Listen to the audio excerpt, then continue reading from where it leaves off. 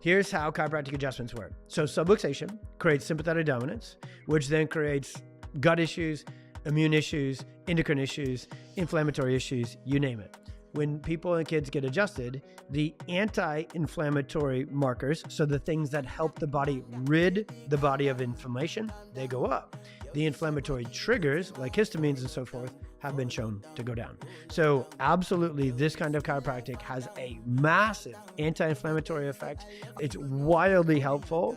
Again, not a treatment, not a cure for anything. Not for allergies, not for ear infections, not for back pain, not for autism, because we're not looking to treat and cure. We're looking to the body to get better on its own by making the nervous system work better, and the nervous system is the boss of the body.